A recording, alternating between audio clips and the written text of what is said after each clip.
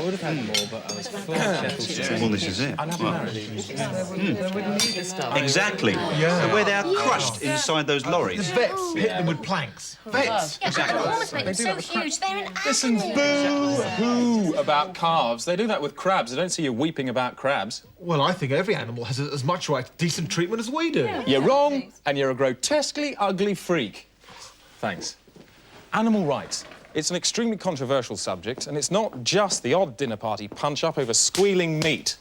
It's the Spaniards chucking horses out of church towers, the Chinese sucking the brains out of live monkeys, and now this, a shocking example taken from a recent Libyan news. The footage shows a ritual from the feast of Eid al-Adha, an outdoor celebration in which the men of Tripoli have a great time. But the same cannot be said for their cattle. At the climax of the feast, a cow is rounded up and driven into a metal tube, a tube which is charged with explosives. The cow is fired through the air and lands in a crunched-up bone heap. Running men then clobber any remaining life out of it with their fists and feet and sticks. The body is dragged about and then left for the dogs and jackals. And possibly scorpions if they eat meat, I don't know. Tonight on Brass Eye, animals. Are we too nice or too nasty?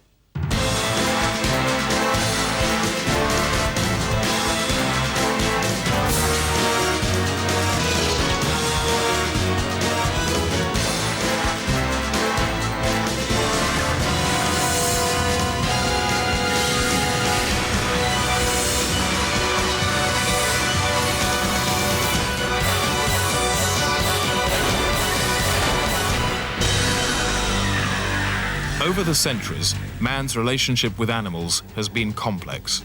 In ancient Egypt, felines were worshipped because the Egyptians thought they were funny. Many of today's familiar relics are cat monuments. These vast cat heads were built underground and seen by no one. Europe too has its animal traditions. In Zaragoza, the streets still get crazy with the annual running of the wasp. In Britain in the last century, it was quite acceptable for a young gentleman to lose his virginity to one of London's many whore dogs. Dickens and Prince Albert both boasted of their experience. Today, animals are used more discreetly as a vital lubricant in the wheels of government. It was my job for 17 years to procure wild beasts for the House of Parliament. I had to get bats, gibbons. Ex-civil servant Foster Pan purchased over 1,000 animals to work in Westminster. Michael Heseltine finds it very useful, if he's angry, to have an ape to slap. Kenneth Clark has a baby moose in a cupboard. The most commonly used animals are zebras, hurrying between offices with documents pinned to their bodies. Tony Benn had a tapir in the 70s that used to send messages on around Whitehall. Rude messages to the Lords, I always remember. He used to pin to the head of the tapir. Most of it was great fun. I enjoyed the job. The only real difficulty I had was trying to haul a basking shark up the Thames for Jack Ashley. It didn't really work out. It died after about 3 days being tethered to the terrace. Jack was quite unpopular after that for a while. So much for the fat brass of Westminster, but this East London boozer knows all about animal abuse, because here, every week, beer users gather to watch large men fight with weasels. There's normally about 40 men in a room, standing round in a ring, and a bag above your head. Somebody pulls a string, the weasels cascade out onto you, and you've got as short a time as possible to dispatch them all. I've seen a man die weasel fighting. When you're fighting a weasel, he's bigger than a man. And there is money in it, if you're good. There's other perks as well. The women, they fancy you if they see you kicking the shit out of a weasel. After 13 years in which he pulped over 4,000 weasels, Bernard Lering suffered a compound nervous breakdown. I lost it, and I just picked up a living doing otters, which are very easy, are very docile animals, and even when they pump them full of rat hormones, which they do, you can kill an otter in about a second. Just kick its face off. There are many legal sports that kill animals too. I think the thing that people get fussed about is that a fox is a small brown furry animal, very much like a dog. I don't think they'd be nearly so worried if it was a little four-legged car full of chips. The evil in our relationship remains a paradox. If you plot number of animals abused against what makes people cruel versus intelligence of either party, the pattern is so unreadable you might as well draw in a chain of fox heads on sticks.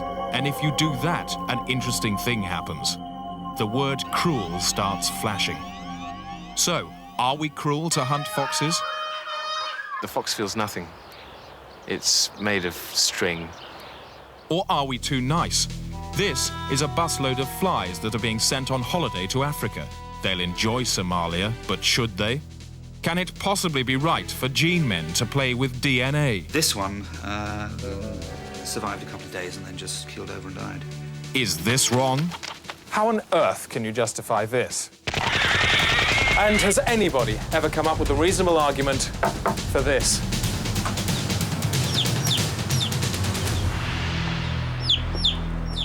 Of course, animals and man have coexisted since long before we all evolved.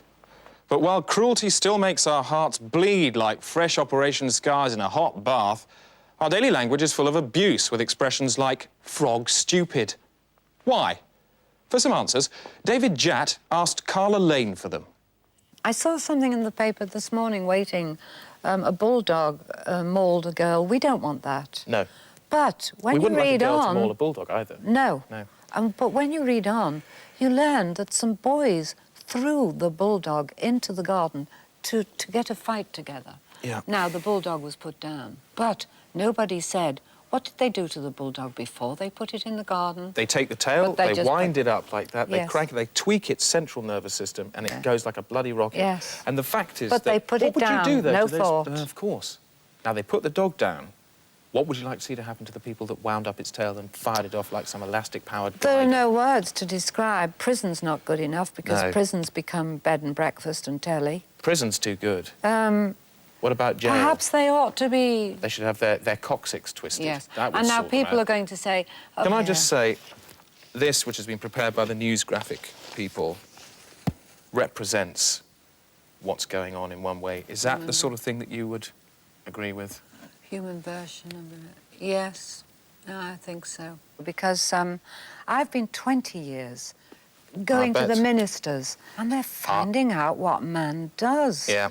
Not only to calves and sheep, But- to everything. Frogs' legs they're onto. Weasel fighting in the East End? Everything. I mean, pulling live weasels out of the wild and making them fight a man. Yeah, and you know, they do have endearing, wonderful habits, animals. I had 2 guinea pigs and they were both 11 years old Jesus. and one died. Yeah. And you know, just before it died, it washed its little face. From what you're saying, have we got it right or wrong so far, What, people? people? Wrong. We're right 100 here. million times people wrong. What chance of getting even here, let alone here? Oh, dear. Not much. Here? Never in my lifetime or yours. Just watch How this many then. thousand years? We're trying this, and there's a tension, and it's just going to go back like that. I think so. During the Blitz, when many clocks were destroyed, Londoners could tell the time by watching a dog throw itself off a high board, which it did precisely every 60 seconds, 24 hours a day for over 8 months. Institutionalised cruelty is one thing, but the twisted brain wrong of a one-off man-mental is quite another.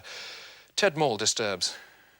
Arable Wiltshire, a peaceful country haven supporting rural life like something out of a cheese ad. It doesn't look troubled. But it is, at least for one of these cows. Thanks to money, this, and a human mind as bent as a bad hedge. 6 months ago, life for a cow here at Park Farm was pretty much like this. Nothing much going on here. But last June, out of nowhere, anti-cow slogans started appearing on the sheds. The text specifically designed to undermine the cow's confidence. Local press caught whiff of a weird one when the vandal shot his paint straight at the cow in the form of words like twat. and later fucknut and arse-candle, as the campaign plunged into overdrive. Next came a wave of sick attachments. Cow attached to a filing cabinet, cow attached to a mini-engine in a shopping trolley. What sort of mind would do this? And what's the result? We contacted a huge bank of psychiatrists in the States. we thought so They too. told us Fine, the hang on. guy's a homo. Oh, it's definitely homosexual. Then a breakthrough.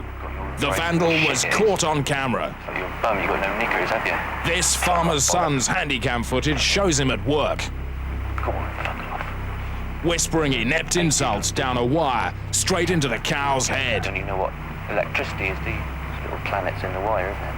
The man was Simon Hotrin, known locally as Chob. Push off my wire. He does odd jobs and lives in a field. Toss ours. But that night, Chob had discovered a bad new hobby. Idiot, fucking idiot, idiot, idiot, idiot, idiot. Stupid, stupid fucking idiot. It seemed the resulting court action would be an open and shut case, but it wasn't. These pics from the Beebs Western Region show. But what, free on a technicality? Local feeling ran high. One activist got so angry he donned a cow suit and lammed Hotrin right outside the court. Wow, he chopped him in the gob. And he's legged it. Great running. He may have been free, but Chob owed the world an explanation. Right, you, I'm gonna muck your lens, right, you gay sod. Hotrin prevented himself giving us a real interview, but during our visit, we gleaned vital clues from some documents we nicked through an open window. These docs show that Hotrin had been driven nuts because the land on which he lives is owned by the cow. In the will of Edith Bates, a local crone who loved cattle, then eccentric, now dead, the cow inherited the land and a special bank account for stockpiling rent. Meanwhile, for the beast, which knows nothing of money or bitter mankind, life has become a living cowmare, thanks to the thoughtless beneficence of a mad old woman.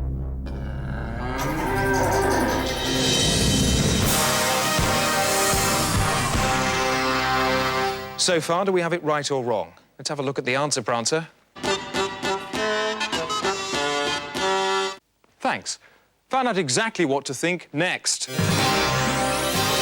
Still to come up, David Jatt meets Peregrine Worsthorne. Here's a point. We execute wasps, but we don't execute dogs. We execute wasps because they sting us, and dogs give us pleasure. Do wasps really sting us? Well, they do. They have stung me, and it seemed like a sting. Was it actually a sting? I call it a sting. I mean, I'm a You see, I've creature of never habit. been stung by a wasp. I don't necessarily believe we're told they sting. Well, I have been stung by a wasp, and they do sting. People say that snakes sting and snakes bite. I haven't been stung by a snake, I'm glad to say. Well, that's because they bite. If I had, I would, or bite. Now that, weirdly, I believe, and yet I've never been bitten by a snake. Why don't I believe, why do a lot of people not believe that wasps sting? Well, come out into our garden in South Bucks and, on a summer's day. I'll find you a wasp, and I think... Sting me with it? What? You'd sting me with a wasp? This is a conversation... Yes.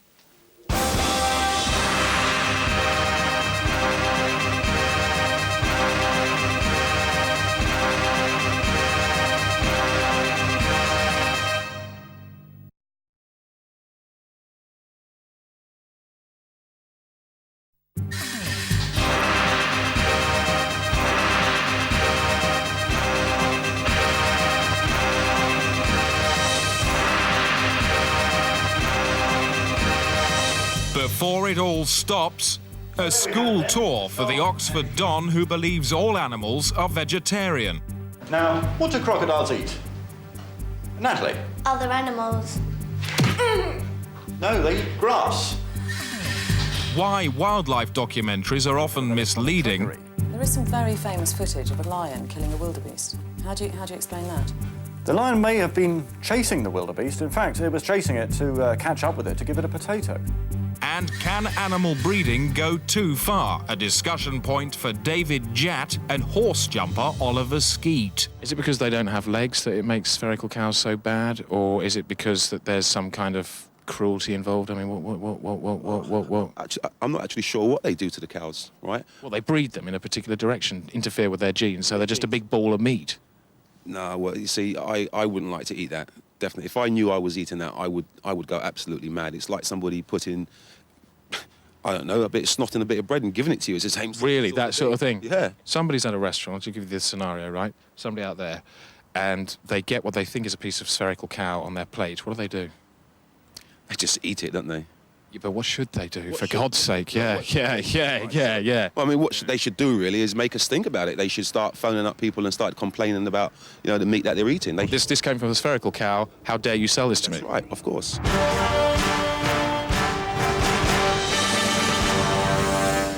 There was more good news for animals with Mike Fox's elephant campaign last month. Let me explain. If this elephant was called Mike Fox, then it would have exactly the same name as the man that did the campaign about the elephant last month. Mike Fox and Andrew Dean. These men hate zoos. Together, they run the World Organization for Decreasing Captive Animal Problems, WAFTCAP, which incorporates against animal anger and autocausal abuse atrocities in zoos. Ours. 2 weeks ago, they read about Carla, an East German elephant who'd been so upset by captivity she'd stuck her trunk in her anus. In seconds, a campaign was born to publicise Carla's plight in a video and tell the world about zoochosis, the disease that drives animals nuts. Jilly Cooper was busy writing a book. Hello, has Jilly come out of her shed? Speaking. But Fox persuaded her to send a drawing of Carla in her plight. Thank you very much for your picture. Oh. And we showed it to Carla. Oh. And I think she gave a little elephant smile. Oh, I love that. I want to cry. That's sweet. The zoo is, you know, still not acknowledging the problem, They are bastards. But she could be accommodated by Jimmy Page. Absolutely. I mean, it's only because this is a terrible year for me because I'm doing this bloody book. But Oh, bloody book. Oh, Duck, it made me very happy. All right, Jilly. Okay, darling. Nice to talk to you. Bye. Bye. With Jilly's drawing on her shirt, Britt Eklund told the world about WAFTCAP. Last year, they stopped penguins catapulting each other through the glass roof at Sydney Zoo. Last month, they stopped a pig throwing itself out of a tree onto a python in a two-way death pact in Chester. Now they want to help Carla, an East German elephant who has got her trunk jammed up her own guts. I can't understand the mentality or the physical makeup, mental makeup of anybody that lets an elephant get into that condition. Paul Daniels' contribution moved all who saw it to horrible tears. Carla the elephant is currently curled up in a kind of a grey ball. Her trunk is actually stuck up her anus and they're not trying to help her. So we must. I'll give you another one that you can cut in later. I'll just say that. And you can cut it in later. Yeah, go to the elephant, go to somewhere else, all right? And still rolling? Come on, help us get that trunk out. And so thank Christ for Wolf the Gladiator, who joined not a moment too soon. Urgent news. Carla has started to ingest her own head. Her dung pump mechanism has blown. There's bloody vegetable gas everywhere. For God's sake, help us pull her trunk out. She needs wolf power, or she will explode in a shower of pulped yams. Please help me and ours get Carla's trunk out the end of her guts. With that ace burst of Wolf, the WAFTCAP appeal was ready for its final phase. You've heard a great deal about Carla, the poor little elephant in this East German zoo who's suffering horrendously, horribly. Desmond Morris, the great anthropologist, the author of The Naked Ape, who understands more about animals than probably anybody, has written this little poem about Carla. I'd like to read it to you. Aren't we a bunch of fuckwits? An elephant could no more get its trunk up its ass than we could lick our balls. Well, after that, we're obviously pretty close to a solution. There are 3 points to remember. Firstly, cruelty has not been eliminated. These two goats are going to box each other's heads in next weekend. and there's nothing the law can do about it. On the other hand, you can be too nice. This woman spent her life savings on plastic surgery to make her dog look like Ralph Fiennes. I think it's a little bit of an improvement on the original. Well, the way ahead's obviously through compromise. Next month sees the introduction of new regulations for slaughterhouses. How are these going to work? Oh, yes, well, we kill 400 cows a week, and to redress the balance to some extent, we'll be slaughtering one member of our staff every 6 weeks, approximately. And that's where he comes in? Yes, this is it. Are you happy about this? Oh, yes, yes. Thank you so much for coming in, thank you. So whatever hello. So whatever you forget about tonight's programme, remember this. Introduction time. Let's talk about cows. This is the grave of a cow. As you will see, it was killed in unnecessary pain by a man. I think we agree with that, don't we, Carla? I agree, yes. If we think it's bad in this country, if we think it's bad in Europe, it's worse in Libya. Take a look at this piece of VT. The men gather round and finish it off with their feet, drag it through the town and leave it quite often to the jackals and dogs. In fact, the end word of this news report from the newsreader's mouth is, wow, look at that dead bastard. That incident itself that we've just seen there, the Libyan cattle slaughter, right or wrong? Wrong. That wrong? Yes, absolutely wrong. OK, yeah, you can kill the tape. Oh, yes, please, kill the tape. Kill the tape. Hi, this is Alexandra Paul from Baywatch. Please help me get Carla's head out of her guts now before she explodes. Just imagine how she feels. Oh, gosh. Oh, goodness Please me. help. Goodness. I've just received this. Now. Yvette has managed to get in an hour ago. And she managed to pull Carla's head out. Oh, God. What does it say? Her head came out, but it had shrunk. And it was now small and smooth and white. And so did she put it back in? No, she's walking around, it says here, with a small, smooth, white head about the size of a man's head. She's got eyes, but she hasn't got any ears. And it looks like one of our helpers, Andrew Dean, got sucked in. No. He's breathing through a tube. Oh, Jesus. And he's stuck inside. I think you should get a press release out. Which paper would print it, do you know? Well, you put it over AP. You put it over a P. You put it over the wire services. What, you put a wire over a P? No, this is, Is it like a distribution P? I phone up a P, and I send it down the wire to the P, and then the P sends it out to all the newspapers. Yeah. And thanks very much for your thoughts, Alexandra. Okay, and, I'll pass on your good wishes to all concerned, particularly to Andrew. If he's still going.